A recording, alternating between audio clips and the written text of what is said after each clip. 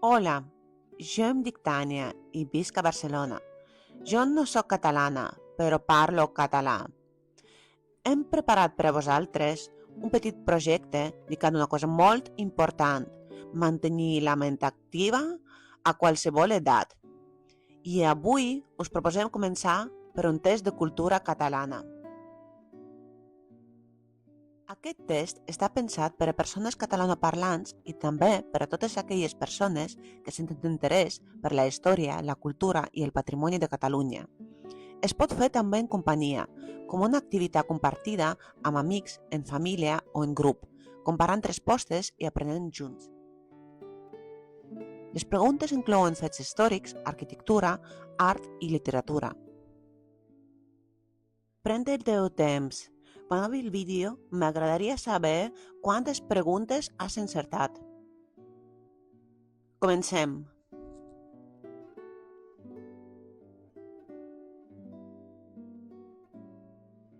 Pregunta 1.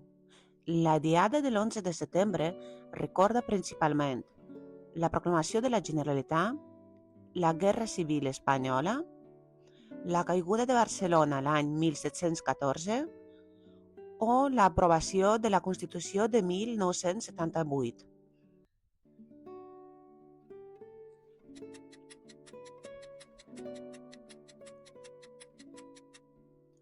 La resposta correcta és la caiguda de Barcelona l'any 1714. L'11 de setembre de 1714, Barcelona va caure després d'un llarg i dur setge durant la Guerra de Successió Espanyola. Després d'aquesta derrota, Catalunya va perdre les seves institucions, les seves lleis pròpies i una gran part de l'autogovern.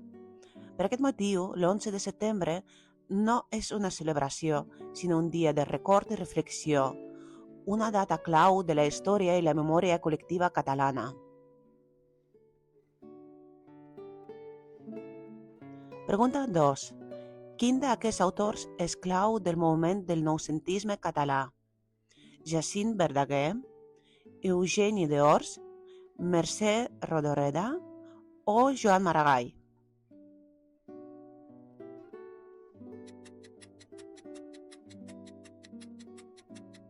La resposta correcta és Eugeni d'Ors. Eugeni d'Ors va ser una figura central del noucentisme, un moviment cultural que volia modernitzar Catalunya a través de l'ordre, la cultura clàssica i el pensament europeu. Va defensar una societat culta, equilibrada i ben organitzada, on l'art, l'educació i el civisme tenien un paper fonamental.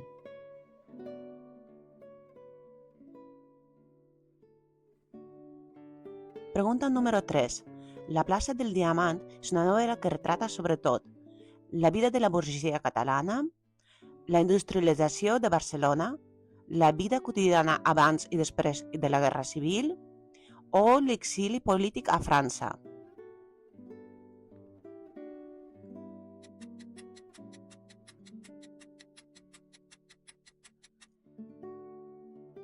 La resposta correcta és la vida quotidiana abans i després de la Guerra Civil. A través de la protagonista, la Natàlia, la novel·la mostra com els grans esdeveniments històrics entren a poc dins de les cases i transformen la vida quotidiana de les persones. És un retrat profund de la por, la resistència, la pèrdua i també la capacitat de continuar endavant malgrat les dificultats.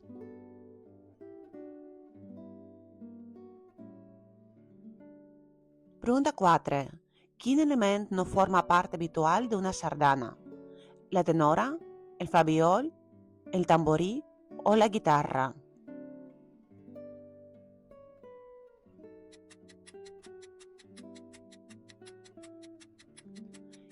I la resposta correcta és la guitarra. La sardana es balla amb música de cobla, una formació instrumental molt característica que utilitza instruments de vent i percussió. Cada instrument té una funció concreta i tots junts creen un so que acompanya un ball col·lectiu, senzill en aparença, però molt simbòlic.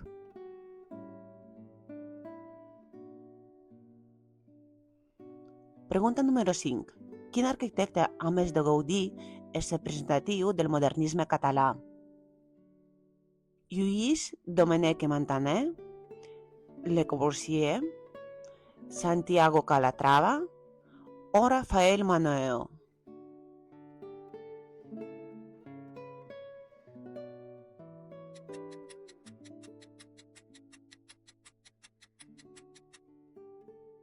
La resposta correcta és Lluís Domènech Montaner. Va ser un dels grans arquitectes del modernisme català i va combinar art, tècnica i simbolisme en edificis pensats per a la societat. El Palau de la Música Catalana és una de les seves obres més conegudes i un exemple de com l'arquitectura pot ser també una expressió cultural.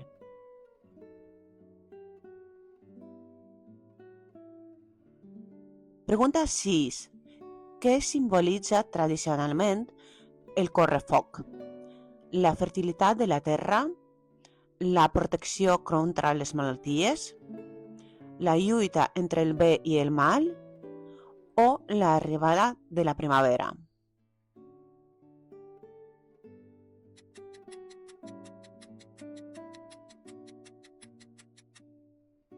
La resposta correcta és la lluita entre el bé i el mal.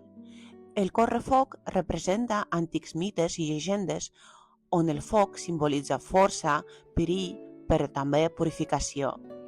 Diables, espurnes i música transformen el carrer en un espai ritual on el poble participa activament d'una tradició molt arrelada.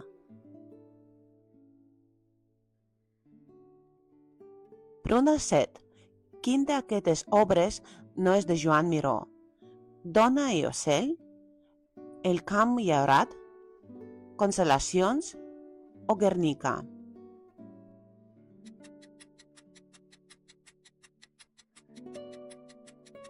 La resposta correcta és Guernica.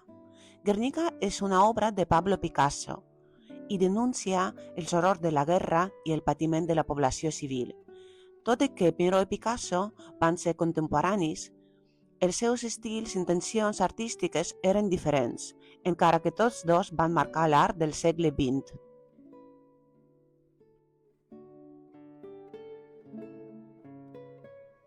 Pregunta 8. Quin plat català s'associa especialment al dijous gras? L'escudella, el bacallà, la truita amb botifarra d'ou o l'arròs negre?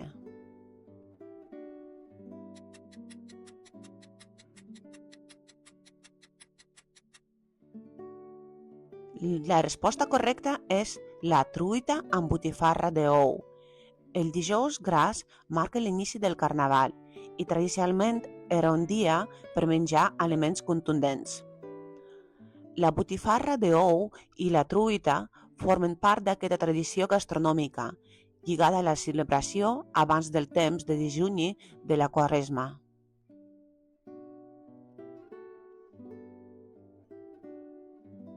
Pregunta número 9.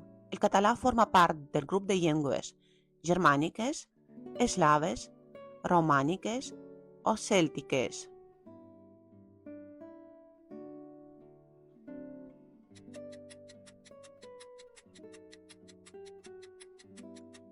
La resposta correcta és les llengües romàniques. El català prové de llatí, com moltes altres llengües del sud d'Europa. Això explica les similituds amb el francès, l'italià o el castellà, tot i que el català ha desenvolupat una personalitat pròpia.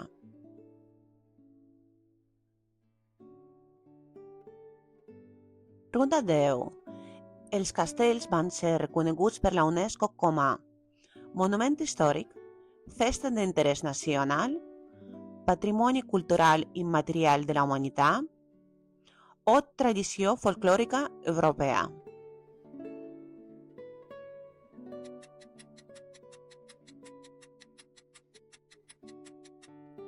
La resposta correcta és Patrimoni cultural immaterial de la humanitat.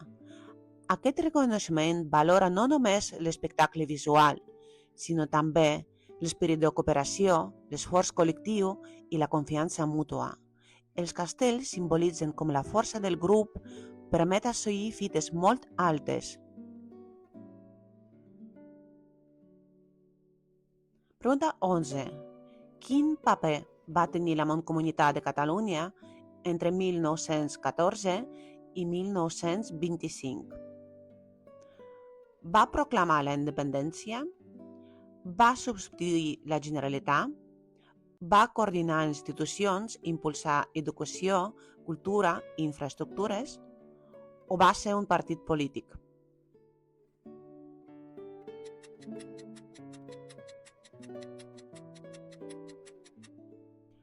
La resposta correcta és va coordinar institucions i va impulsar educació, cultura i infraestructures. La Mancomunitat va ser una experiència pionera d'autogovern modern a Catalunya. Va millorar escoles, carreteres, biblioteques i serveis públics, posant les bases d'un país més organitzat i preparat per al futur.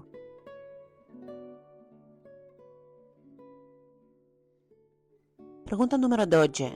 Quin d'aquests escriptors va escriure principalment en català durant la postguerra? Camilo José Cela, Miguel Delibes, Antonio Machado o Salvador Espriu?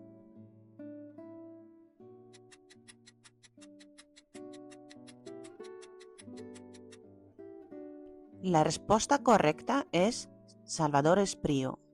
En un context de repressió lingüística, Espriu va continuar escrivint en català com un acte de fidelitat cultural.